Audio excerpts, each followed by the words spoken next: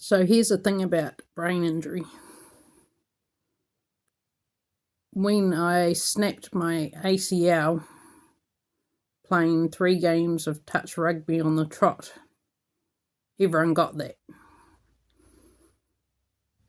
So I went down, I screamed. It was the most painful experience I have had up until that point. Got taken from the field, my knee swelled up straight away, and the nurse on the field said, "Yeah, looks like you've done your ACL." I heard the snap on the field. As painful as it was, I was at work the next day, landscape gardening. Strangely enough, we were landscape gardening at the doctor's, so I didn't make an appointment, but I said to the doctor as he walked past, "Oh, Doc, do you think I should be seen for this?" And he said, "Yeah, coming today." So, got the scans, had to move back to the coast to get the surgery. But,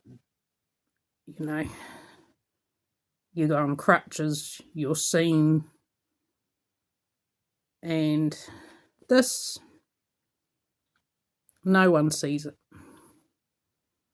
But, I know what's going on. I've known since September 2011, because I'm not stupid.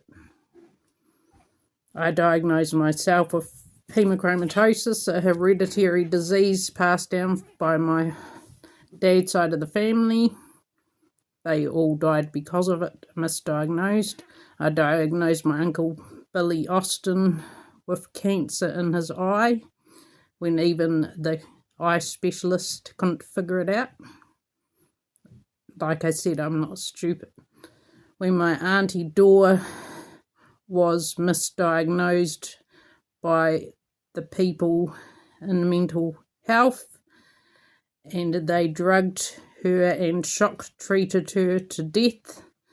When she finally got her proper diagnosis of Lewy body disease and Parkinson's, I was the one that studied, I was the one that researched, I was the one that understood what was going on. So, when you are living with something like this, and you're switched on like I have been my whole life, you know what's going on. The people in my life also knew what was going on. I had uncontrollable seizures brought on by repetitive head knocks. 8 days after the last game of the rugby season, September 2011. People were still in my life. As soon as I could, I started working again in supermarkets, stacking shelves, still having continual seizures, but what do you do when no one will help you? You just keep going. All the other stuff that goes with brain injury, I had it. But what do? You just keep going. 2015, my Uncle Bill died. 2016, my life was taken and destroyed by one person. One person that wanted to destroy my life and weaponized my brain injury against me. Simple as that. One person can destroy a person's life, 2 people's lives, through bitter hatred, jealousy, resentment that she has carried her whole entire life, me and my mother. So to become a victim over and over and over and over again, it has been relentless. Considering I'm also fighting this through repetitive head and picks from my entire life since a child, through accidents and sports. I've said many times I shouldn't be here, I should be dead, but I am here. And I speak out, and I do these videos, I do posts, and sometimes I wonder, why the hell do I bother, and why the hell do I keep breathing, and why the hell don't I just piss off out of this life and be done with it, be at peace. And then I will get a call out of the blue, or I will get a message out of the blue, or I will be seen in a shop and someone will say something out of the blue, and I know that I have made a difference for that one person. That one person that says, Ange, I need to talk to you, and then you ring them and they say, my mate is exactly like you. I don't know what to do. What do I do? How do I help these people that I love? And I can be that for them. And it means that the days that I survived, that I just didn't want to live through because of what was done to me, it means that I have made a difference. And that's why I keep fighting. That's why I get up every morning. That's why I am still in breath, because I always thought if I can survive and make a difference in one person's life, then I will have fought hard for all these years for that reason. One person.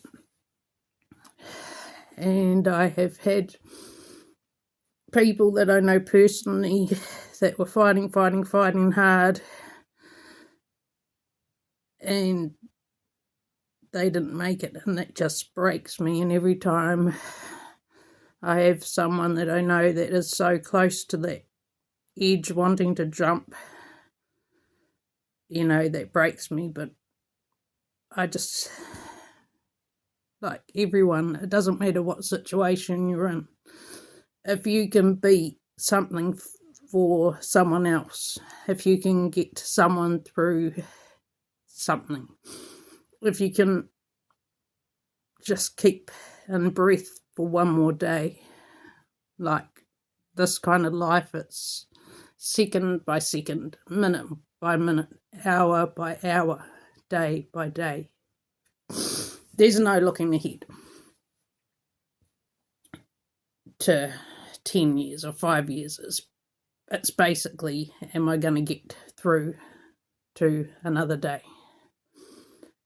And I have had to be that person on my own for all these years, because one person decided that my life was not worthy of existence. I lost 97% of people in my life because of the actions of one person. But you know what? I'm pissed off of myself because I wasted my life on them. That's what I'm pissed off about. I thought they were my people, but they weren't. So it doesn't matter. Photos are burnt. They mean nothing. And better people have come into my life. So if you are at rock bottom and people say it can't get worse, it most certainly can, because I know I've lived it since 2016 after what was done to me. But this is a room in December 2019 where I took an overdose to try and end my life. Fast forward to today, and I'm still fighting like shit, but I'm still here. I'm still speaking. I'm still being a voice for that one person that needs to hear what I say. I don't care what people think of me, but I do care about is people giving false allegations to get me locked up and eliminated from my own life. That's what I care about. I've never cared what anyone thought about me. I've been reminded by people I went to school with, you were the one, Ange. You were the one that stood up and stuck up against the bullies. You were the one that stopped them from bullying us. You were the one. And I might not remember that because early stages of dementia, I don't remember jack, but they do. they remember that, and they remind me that I've always been that person. And I will never change. Unless they try to eliminate me again and get me drugged off my head so I can't speak or communicate or feel or think, or just erase me from my mind, because that's fun. That's a fun game to play with someone with a brain injury. You can literally and will literally kill them.